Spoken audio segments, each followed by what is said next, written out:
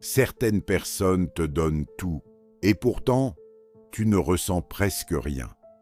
Elles sont là, disponibles, attentionnées, rassurantes.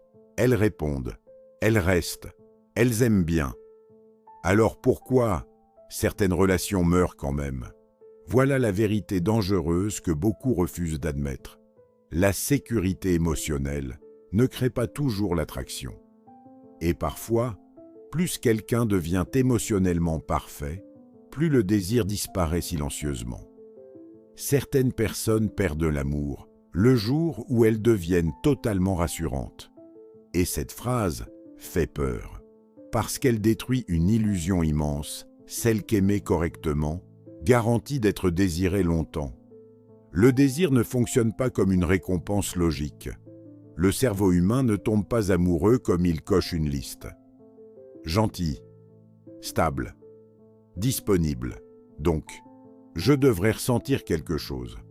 Mais le désir se moque souvent de ce qui devrait fonctionner.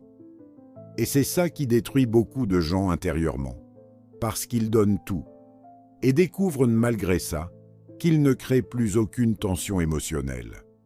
Écoute bien cette phrase, être parfait ne garantit pas d'être inoubliable. Et ça, beaucoup de personnes poètes ne l'acceptent jamais. Certaines personnes te rassurent tellement que ton cœur finit par ne plus l'attendre. Et parfois, la paix ressemble dangereusement à l'absence d'émotion. Le cerveau cesse souvent de désirer ce qu'il a cessé de craindre de perdre. Et cette phrase fait mal à beaucoup de gens, parce qu'elle force une vérité inconfortable. Être toujours là ne garantit pas d'être profondément ressenti.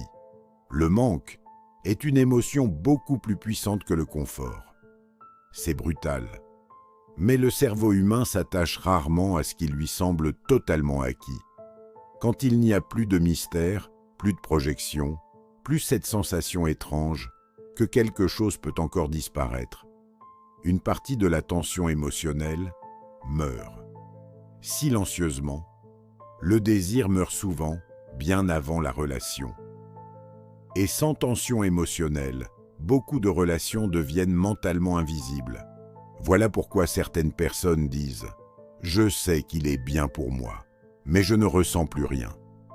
Phrase terrifiante, parce qu'à cet instant, quelqu'un comprend qu'il peut être aimé sans jamais être profondément désiré. Et ça détruit quelque chose intérieurement, parce qu'on ne veut pas seulement être choisi. On veut marquer, hanter, rester. Non, le désir a besoin de mouvement intérieur, pas de toxicité, pas de manipulation, mais de mouvement. Le cerveau humain s'éteint quand plus rien ne le trouble émotionnellement.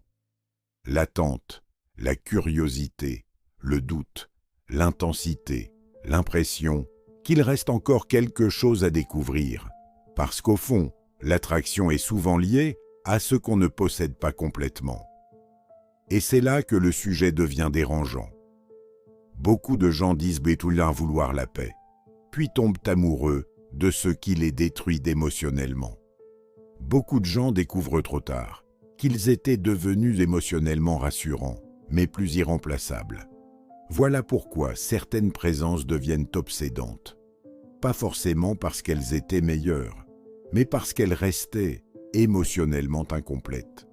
Un regard difficile à lire, un silence étrange, une distance subtile, quelque chose que le cerveau refuse de laisser partir, parce que l'esprit humain déteste les histoires inachevées.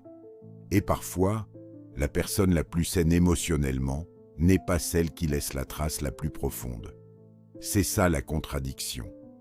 Certaines personnes te guérissent, mais n'allument rien. D'autres te bouleversent, sans jamais vraiment t'appartenir. Et le pire, beaucoup de gens réalisent trop tard qu'ils étaient aimés au moment exact où ils ont cessé d'être désirés. Et le plus dangereux, c'est que beaucoup de gens confondent être apaisé et être vivant émotionnellement. Ce n'est pas la même chose. Une relation forte a besoin des deux. La sécurité et la tension émotionnelle. Le calme et le mystère. La connexion et cette sensation étrange qu'il existe encore quelque chose à découvrir. Parce que sans sécurité, tu t'épuises.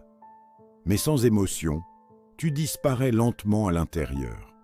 Et parfois, l'amour est encore là, mais plus le manque.